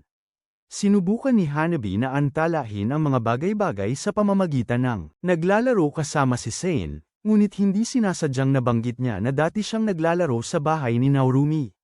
Mula roon, natanto ni Shane kung sino ang mahal ni Hanabi, habang naaalala ni Hanabi ang sakit ng pagtanggi. Niyakap siya ni Shane at pinuri siya sa pagkakaroon ng lakas ng loob na harapin ito. Kahit gusto ni Hanabi na linawin ang mga bagay-bagay, nauna nang nagsalita si Shane. Pinasalamatan niya ito sa kanilang pinagsamahan, humingi ng tawad sa pagiging makasarili, at inamin na sinamantala niya ang damdamin ni Hanabi. Sinubukan ni Hanabi na ipagtalo na siya ang mas makasarili. Ngunit sinabi ni Shane na nakapagdesisyon na siya. Kahit bago pa imbitahan si Hanabi sa biyaheng ito, binalak na niyang lumayo. Sinabi niya kay Hanabi na matulog sa ibang silid, at iminungkahi pa niyang maghiwalay sila ng pag-alis kinabukasan. Habang papalayo siya, naramdaman ni Hanabi na sumisikip ang kanyang dibdib, kaya hinabol niya ito at nakiusap na manatili silang magkaibigan man lang. Lalo lang nitong ikinagalit ni Shane. Sinabi niya kay Hanabi na hindi na sila pwedeng bumalik sa dati pagkatapos ng lahat ng nangyari. May malungkot na ekspresyon, Inamin niyang minahal na niya si Hanabi mula pa noong una silang magkita, at ngayon, gusto lang niyang mapag-isa. Hiniling ni Hanabi na maging mas bukas pa siya at hayaan siyang makapasok, ngunit tumanggi si Sei na gawin yun pagkatapos ng lahat. Ngunit nangako si Hanabi na hihintayin niya ito, gaano man katagal. Sa huli, sumuko si Sei, niyakap siya, at sinabi sa kanya na mahal niya ito. Pagkatapos, nagbahagi sila ng isang huling halik at nagpasyang maghiwalay. Kinabukasan, umalis si Hanabi habang nanatili si Sei upang alagaan ang kanyang pinsang may sakit. Sa pagkakataong yun, pinasalamatan siya ni Atsuya sa hindi niya pagsuko sa kanyang pag-ibig, at pabiro niyang ipinaalala sa kanya na dahil bigo ang kanyang buhay pag-ibig, siya ay available pa rin. Gayunpaman, sa pagkakataong ito, hindi niya ito tinanggihan, at sa halip ay sinabi niyang pag-iisipan niya ang pagpapalit ng kanyang pag-ibig para sa gunting sa isang malapot na atsara. Pagkaraan ng isang linggo, nagtapos ang summer break, at bumalik si Hanabi sa paaralan, iniisip ang lahat ng mga taong nawala sa kanyang paglalakbay. Pagkatapos ng klase, habang siya ay naglalakad pa uwi, nakita siya ni Noriko at tinanong kung bakit siya mukhang malungkot. Mula sa reaksyon nito, hula ni Noriko ay nabasted siya. Ngunit nang banggitin nito kung gaano niya kamahal si Mugi, sumagot ng padabog si Hanabi kay Noriko, sinasabing siya ang pinaglaruan lamang. Gayunpaman, hindi tulad ni Hanabi, unti-unti nang nakamove on si Noriko kay Mugi, habang si Hanabi ay nananatiling nakakulong sa nakaraan. Samantala, kasama ni Mugi si Akane, nagro-roleplay bilang guro at estudyante na nais tuklasin ang mga pribadong aralin na lampas sa karaniwang pinag-aaralan tuwing Sabado ng gabi. Habang lubos na nasisiyahan si Mugi sa kanyang mga study sessions kasama si Akane, na nagiging dahilan ng kanyang lubos na pagkabighani. Walang pakialam si Akane. Para sa kanya, isa lamang siya sa marami. Hindi na bago sa kanya ang makipaglapit sa mga tao, at ang una niyang malalim na karanasan ay matagal na niyang naranasan sa isang taong mas may karanasan kaysa sa kanya. Gayunpaman, masaya siyang umarte na inosente, alam niyang lalo lamang nitong ginagawang masabik ang lahat ng mga tagahanga niya na gustong malasahan ang kanyang pagmamahal. Para kay Akane, wala nang mas mahalaga pa kaysa sa hangarin siya. Ang pakiramdam ng paghahangad na iyon ay isang bagay na hinahabol niya hanggang sa kanyang maalala, at ito ang tanging bagay na pinaniniwalaan niyang tunay niyang nauunawaan. Kinabukasan, si Akane ay nakahiga, sa tabi ni Mugi, at nagtatanong siya ng malakas kung kailanman ba siya nito nakita bilang nakababagot. Inamin niya na hindi niya kailanman taglay ang ganoong uri ng inosensya, ang ganoong uri ng kaputian na taglay ni Hanabi, at kahit sinabi niya ito, batid niya kung gaano siya nito pinatunog na mahina, dahil ito ay isang bagay na hindi niya kayang gayahin. Hindi nag-atubili si Mugi. Para sa kanya, siya ay malayo sa pagiging nakababagot. Sinabi niya rito na ang umakit sa kanya ay hindi ang inosensya, kundi ang kanyang pagkontrol, ang kanyang kumpiyansa, at ang paraan ng paghawak niya sa bawat sitwasyong pinasukan niya. Nilukuban siya nito sa isang paraang hindi niya malabanan. Lumapit siya at hinalikan nito, tinatanggap ang mga salita nito sa ibabaw, kahit na mayroong nananatiling hindi nagalaw sa loob niya. Dahil simple at malamig ang katotohanan, na wala siyang nararamdaman para sa kanya. Gayunpaman, naniniwala siya na hindi niya kailangan, dahil naniniwala siya na hanggat may nararamdaman ito para sa kanya, sapat na ang kawalang balanseng yun. Nang maglaon, nang yayain siya ni Mugi para sa katapusan ng linggo, umaasa sa isang bagay na mas totoo, isang bagay na mas malapit sa isang tunay na relasyon, tumanggi siya ng walang gaanong pag-iisip. Sinabi niya rito na may plano na siya kay Narumi, at alam niya eksakto kung ano ang ginagawa niyon sa kanya, mula sa kislap ng selos, ang paninikip ng kanyang dibdib. Ngunit para sa kanya, ang reaksyon na yun ay patunay lamang na siya ay kanais-nais pa rin, at yun lang ang tunay na hinabol niya. Si Mugi naman, nagsisimula ng makita ng mas malinaw ang mga bagay-bagay. Sa araw ding yun, hindi niya sinasadyang marinig ang isang usapan tungkol sa pagtataksil, at tungkol sa pananatili sa isang taong nagtaksil sa iyo dahil lang naniniwala kang mahal ka pa rin niya. Nananatili ito sa kanyang isipan. Pinilit siya nitong harapin ang isang bagay na kanyang iniiwasan. Kaya lumapit siya kay Akane at sa pagkakataong ito, sinubukan niyang igiit ang sarili sa pamamagitan ng paghiling na huwag itong lumabas kasama si Narumi. Sa halip na seryosohin siya, tinukso siya ni Akane, ipinunto kung gaano ito nagseselos, at kung paano niya marahil naiisip na nakakakuha siya ng kasiyahan mula sa ibang lalaki. Si Mugi ay nainis, nagtataka kung paano ang isang tulad niya ay hindi pa nasasaktan, at bigla siyang hinayla palapit. Hinalikan siya ng mariin habang pinapahiniga. Gayunpaman, si Akane ay nananatili sa kanyang nakakabagabag ng ngiti, at sinasabi sa kanya na mukha siyang cute kapag galit. Nang umamin si Mugi na galit talaga siya, tinanong niya kung kinasusuklaman siya nito, ngunit napagtanto ni Mugi na labis siyang natatakot na kamuhian ng taong mahal niya. Patuloy siyang nagmamakaawa rito na kanselahin ang date, kahit sabihin pang baka kamuhian niya ito. Ngunit pinagwalang bahala lang ito ni Akane, sinasabing gusto pa rin niya ito. Maya-maya, naisip ni Mugi kung paano hindi kailanman tinatanggihan ni Akane ang kahit sino. Ngunit hindi rin niya hinahabol ang mga taong umaalis. Nakakalungkot ito, ngunit hindi niya mapigil ang mahalin siya. Nang Sabadong yon, muling nakipagkita si Akane kay Narumi. Gaya ng dati, mailap siya sa kanya. Pumunta sila sa isang aquarium, ngunit may kung anong patuloy na bumabagabag sa kanya. Marami na silang napuntahang date na hindi na niya mabilang, gayunpaman, wala namang talagang nangyari simula noong una. Alam niyang gusto siya ng ibang lalaki ngunit nag-atubili, ngunit iba si Narumi, lalo na dahil nagkaroon na sila ng matalik na sandali noong unang date nila. Naalala pa nga niya na siya ang nagsimula noon. Ngayon, hindi niya maintindihan kung bakit pakiramdam niya ay siya ang humahabol dito. Matapos ang buong araw na naiinis, sa wakas ay nagpasya siyang ayaw na niya rito. Kasabay nito, bumalik si Hanabi sa silid-aralan upang kunin ang kanyang telepono at napansin ang desk ni Narumi. Siya, halos mahawakan na ulit ito, pero pinigilan niya ang sarili, ayaw nang bumalik sa mga damdaming iyon. Bumalik sa kanilang date, pinasalamatan ni Akane si Narumi para sa araw na iyon. Nang mag-alok si Narumi na ihatid siya pauwi, tumanggi siya. Biglang lumitaw si Takuya sa likod niya at malakas na ininsulto siya. Tinawag siyang numero 1 babaeng maluwag, sa syudad, dahil yata ay halos lahat ng lalaki sa kanila, maging ang mga tatay, ay nakasama na niya. Sandali, naisip ni Akane na suntukin siya at ipasa na lang bilang selos, pero hindi niya kayang magsalita. Pagkatapos, humarap si Takuya kay Narumi at binalaan siya na baka bigyan siya nito ng sakit na magiging sanhi ng matinding sakit tuwing ihi siya. Pagkaalis niya, inamin ni Akane kay Narumi na talagang siya ay naging na maraming tao at malamang na hindi matutugunan ang kanyang mga inaasahan. Iminungkahi niya na tapusin na nila ang lahat dito at nagsimula ng lumayo, ngunit tinawag siya ni Narumi. Bago pa siya makapagsalita, nagmadali siyang ipaliwanag ang sarili. Sinabing palagi niyang gustong makakuha ng atensyon mula sa mga lalaki ngunit mas masaya siyang nakakapagpaselos ng ibang babae. Inakala niya na sapat na yun upang itaboy siya at tumalikod para umalis, iniisip na agad ang pagpapatuloy. Ngunit biglang hinawakan ni Narumi ang kanyang kamay at sinabi sa kanya na hindi niya kailangang baguhin kung sino siya. Nagulat si Akane at hinayaan siyang yakapin siya, saka nagtanong kung ano ang ibig niyang sabihin. Sa isang saglit, naisip niya kung mas baluktot pa ito kaysa sa inaakala niya.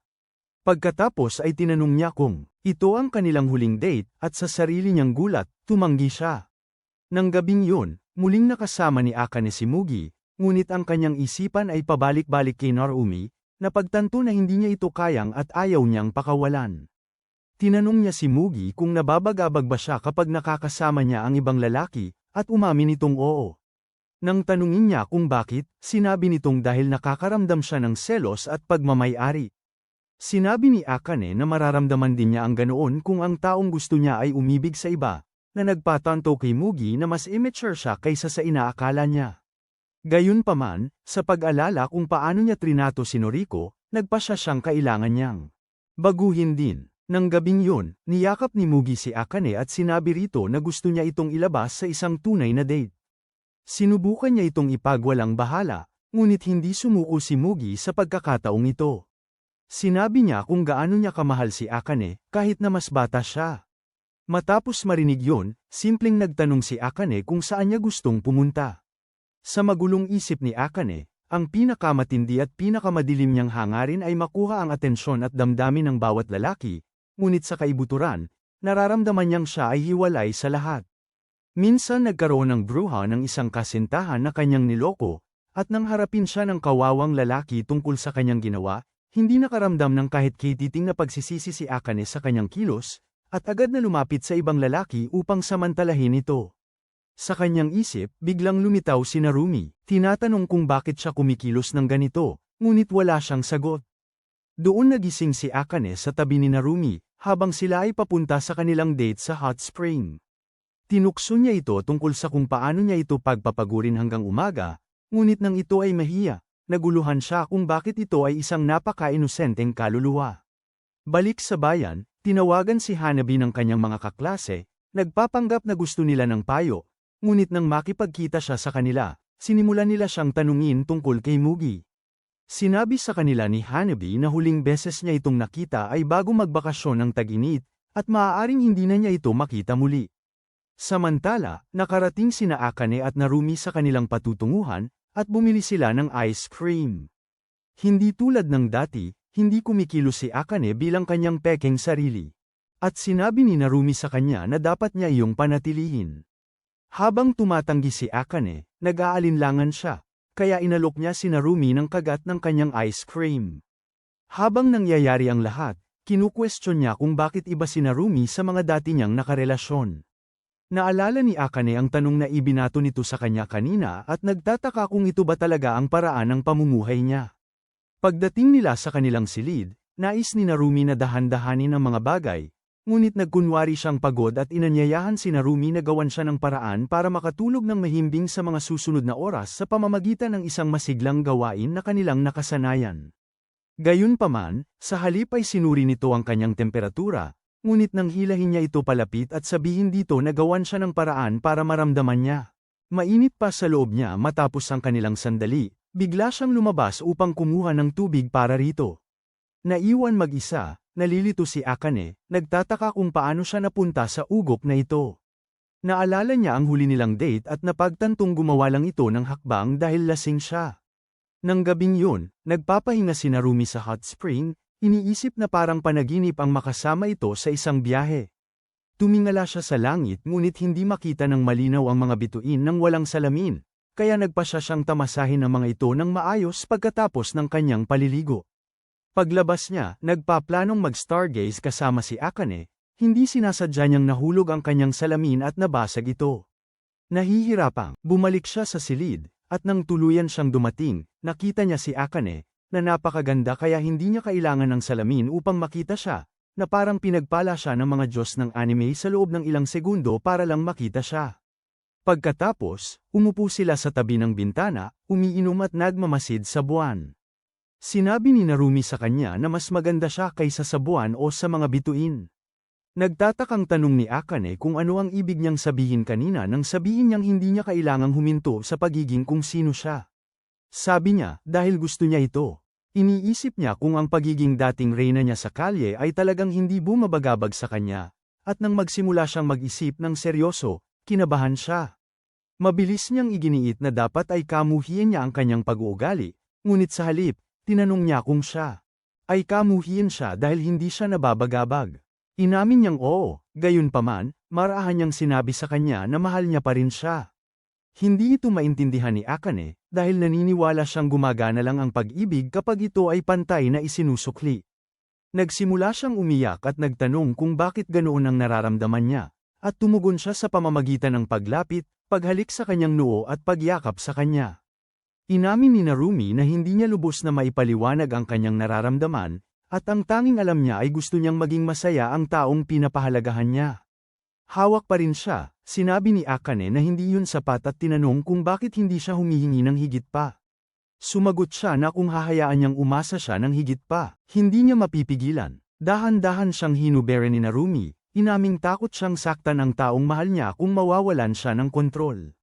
Sinabi niya rito na kahit magdulot pa yun ng sakit, kung may kahulugan naman, makakapagpatibay yun sa isang tao. Sa sandaling yun, naramdaman ni Akane na may nakakaunawa na sa kanya at nagkalapit silang dalawa. Kinabukasan, nagising sila na may hangover. Tinanong ni Akane kung naaalala nito ang nangyari, at mahigpit siyang niyakap ni Narumi, sinabing oo.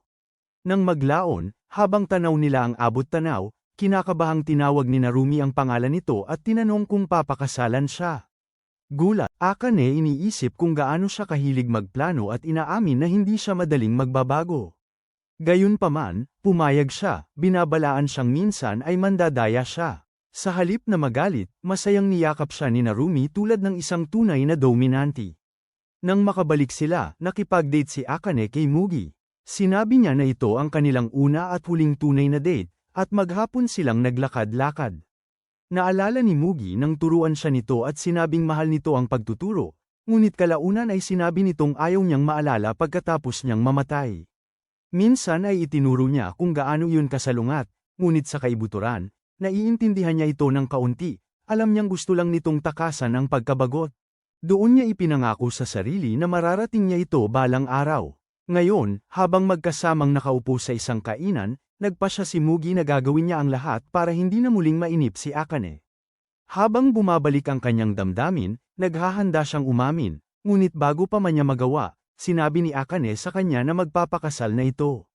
Nabigla, nahirapan si Mugi na tumugon.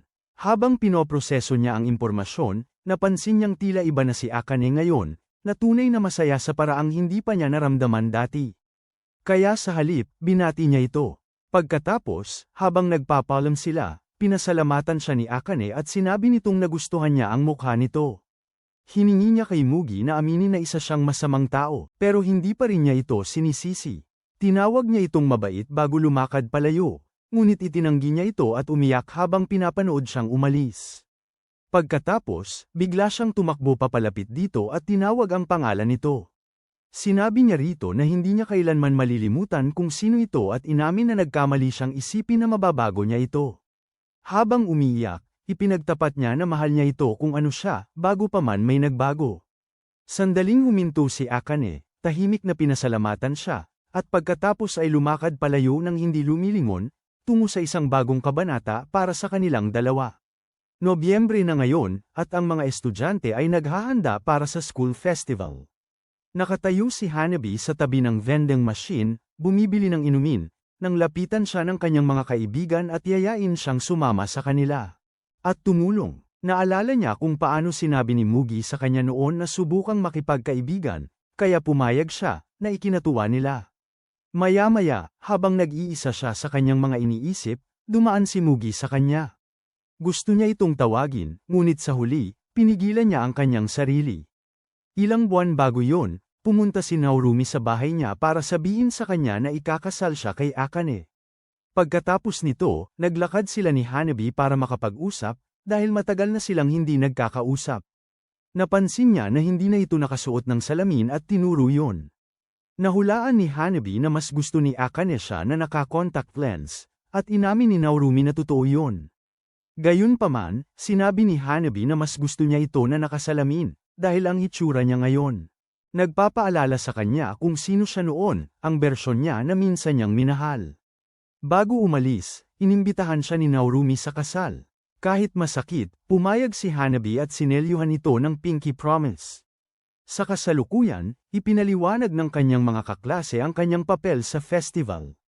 Nang magkita ang isa sa kanyang mga kaibigan at ang boyfriend nito, nagbalik ang isip ni Hanabi kay Mugi. Habang naglalakad siya sa mga abalang bulwagan, inobserbahan ang lahat, itinulak siya sa isang punong-punong silid at natanto niyang isa itong fashion show. Sa entablado, lumitaw si Nauriko suot ang isang damit na gawa niya mismo, mukhang kumpiyansa at maganda. Nagpalakpakan ang mga manunood, at tahimik na nanood si Hanabi, na pagtantong nagawa ni Nauriko na makapagpatuloy mula sa kanyang nakaraan. Mamaya, nagmadali si Hanabi pabalik sa kanyang pwesto at napag-alitan dahil huli siya. Ginugol niya ang nalalabing bahagi ng araw sa paggala, pagtulong sa iba't ibang gawain, hanggang sa utusan siyang maghatid ng isang kahon sa imbakan. Sa loob, nakita niya itong walang laman at nagpasya siyang magpahinga sandali. Pinapakalma siya ng katahimikan, at nagsimula siyang mag-isip kung paano naroroon si Mugi sa mga sandaling tulad nito, kung paano sila magkayakap kahit alam nilang hindi naman talaga pag-ibig. Sa huli, nakatulog siya. Pagkagising niya, nakita niya rin si Mugi doon, natutulog sa di kalayuan, at napagtanto niyang marahil ay pumasok ito nang hindi siya ginising. Nang sa wakas ay mapansin nila ang isa't isa, umupo lang sila doon ng tahimik, tulad ng mga estranghero, kahit matapos ang lahat ng kanilang ibinahagi. Dumadaan ang panahon, at ang klase ay naghahanda ng maliit na pagdiriwang para sa kasal ni Narumi at Akane. Hiningi si Hanabi na ibalik ang ilang gamit sa storage room, At habang siya ay papunta na, may isang kaklase na Nagam insisting tulungan siya. Habang sila ay naglalakad, naaalala niya ang huling beses na nandito siya, ang sandaling hindi inaasahang nakita si Mugi. Bago sila umalis, sinimulang tanungin ng bata kung special pa ba si Mugi para sa kanya. Pero biglang lumitaw si Senei at pinutol ito. Inilayo niya si Hanabi, at bago umalis, humarap si Hanabi at tapat na nagpasalamat sa bata dahil sa pagkagusto sa kanya. Nang sila'y mag-isa, inamin ni Senei na lumayo siya dahil ayaw niyang labis na mabigatan si Hanabi matapos ang lahat ng pinagdaanan nito. Nang marinig yun, nagsimulang umiyak si Hanabi at sinabing akala niya ay hindi na sila muling mag-uusap. Inalo siya ni Senei, at napansin ni Hanabi ang mas maikling buhok nito. Naalala niya ang nakaraan kung kailan tinirintes ni Senei ang buhok niya. Pagkatapos ng isang pagkakataon kung kailan tinulungan siya ni Hanabi, hinayaan ni Senei na nakalugay ang buhok, at sinabi ni Hanabi kung gaano ito kaganda. Ngayon, nakikita siyang may maikling buhok, marahan itong hinawakan ni Hanabi at muling sinabi ang parehong bagay. Pakiramdam niya ay umikot ang mga bagay-bagay, na parang pumasok si Senei sa isang bagong yugto ng kanyang buhay. Maya-maya, sa pagdiriwa, binabati ng lahat sina Narumi at Akane. Si Hanabi ay nananatili sa gilid, tahimik na nanonood. Napansin siya ni Narumi at nagsimulang lumapit, ngunit pinigilan siya ni Akane at si Akane na lang ang lumapit. Inabutan niya si Hanabi ng isang bulaklak, nagbibiro na bahagi ito ng paghagis ng bouquet. Umirap si Hanabi, sinasabing hindi siya interesado, ngunit kinuha pa rin niya ito. Sinabihan siya ni Akane na huwag palampasin ang susunod niyang pagkakataon sa pag-ibig, at binaliwala ito ni Hanabi, halatang naiinis. Sa pagtatapos ng araw, si Hanabi ay patungo sa gate ng paaralan at nakita niya si Mugi na naghihintay sa unahan. Hindi siya huminto, kahit pagkatapos ng lahat, naglakad siya, lampas sa kanya, pinanghahawakan ang pangakong ginawa nila noon sa bodega. Noon, nagkasalubong sila matapos silang parehong masaktan. Nagpaumanhin si Mugi sa hindi niya paglapit, at sinabi ni Hanabi na ayos lang. Umupo sila ng magkasama, hindi kailangang maghawakan, hindi nangangailangan ng higit pa, nag-uusap lang tulad ng mga taong sa wakas ay nagkaintindihan. Sinubukan ni Mugi ipaliwanag na nagbago na si Akane, at kahit hindi sigurado si Hanabi, pinili niyang maniwala, lalo na pagkatapos makita kung paano nagbago rin si Narumi. Sinabi nila sa isa't isa na tama ang kanilang pag-usad, at sa unang pagkakataon, ang kanilang pinagsamahan ay hindi nakabatay sa kalungkutan o pagnanasa, kundi sa isang bagay na mas payapa. Umupo sila roon natahimik sila sandali, hinayaan na tumagal ang sandali. Tahimik, pero ramdam nila na tama. Nang araw na yon, nang hindi nila sinasabi ng direkta, pareho silang sumang-ayon na iwanan ang nakaraan, wala nang pagkapit sa isang bagay na basag na. Sila ay magpapatuloy, at siguro balang araw, makahanap ng isang bagay na totoo. Pagkatapos magpaalam, lumakad sila sa magkaibang direksyon, iniwan ang lahat ng kanilang dating pinagsamahan mula sa kanilang nakaraan hanggang sa kanilang pangako at ang kwento na minsang naglarawan sa kanila. Kung pinanood mo ang recap na ito ng anime hanggang dulo, mag-comment ka ng Scum's Wish, yan na ang lahat para sa video na ito. Mag-iwan ng like kung nagustuhan mo ito, at kung gusto mong makakita pa, panoorin ang video na ito sa screen.